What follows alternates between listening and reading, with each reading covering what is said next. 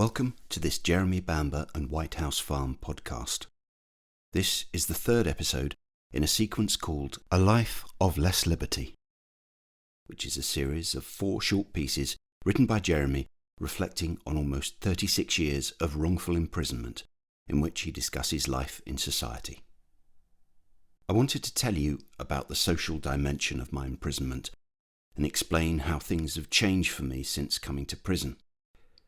In my late teens, I was very lucky to have an older sister who in the late 1970s was a very beautiful and popular model.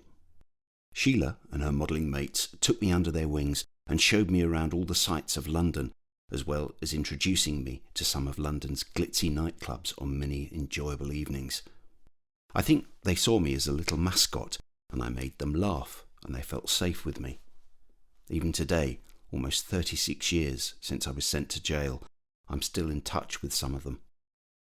As the new romantic era in music came into fashion, it coincided with the years when I was doing A-levels at Colchester Technical College.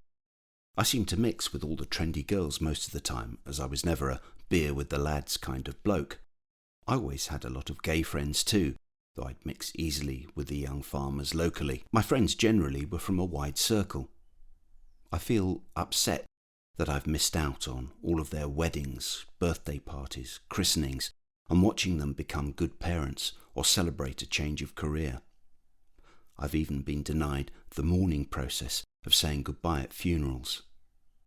I've missed all the key times in the lives of my friends as I've not been able to share so many things with them, or protect them when they were afraid, or comfort them when they were hurt. Just to be there for my friends at any time of the day or night when they needed a kind word or listening ear. At the prison, there's just a concrete yard to walk around outside when we go out to exercise. No trees and no grass to enjoy or feel between my toes.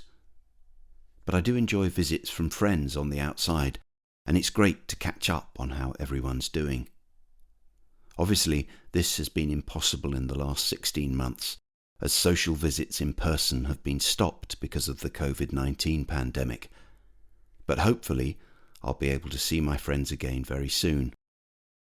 When friends are happy, that's easy of course, but when they have a crisis, that's when I feel it, as I'm unable to help them in any tangible way.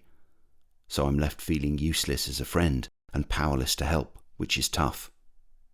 I have friends who are the same age as my nephews, Nicholas and Daniel, and it's always heartbreaking thinking about the lives those friends live and thinking about the boys doing the same had their lives not been cut short in the tragedy. But I also love the enthusiasm for life that my younger friends have. Their career opportunities now are worldwide and available to anyone who works hard and wants it enough.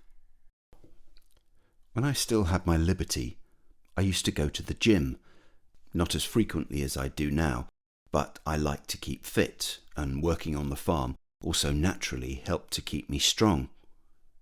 Being healthy is something you don't think about when you're younger, but coping with the stress of coming to prison as an innocent man has been difficult. One of the great ways to help with pressure is by going to the gym, whatever type of activity you're into. It makes a huge difference.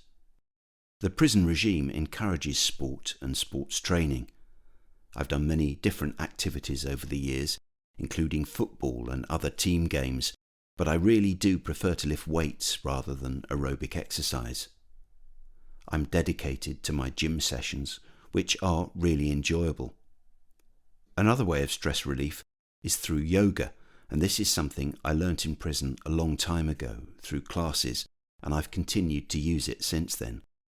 It makes up part of my physical therapy routine to keep supple, centre myself in difficult times, and it adds to my overall well-being because prison is a naturally stressful environment.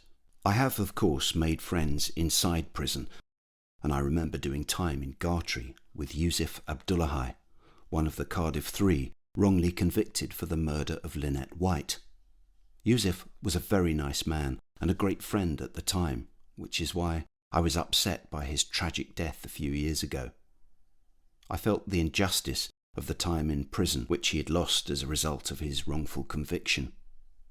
We used to share our thoughts about what life would be like when our convictions were overturned, and I know at the time neither of us would have believed that his freedom would be taken by his early death and that I would still be imprisoned even now. Jeremy.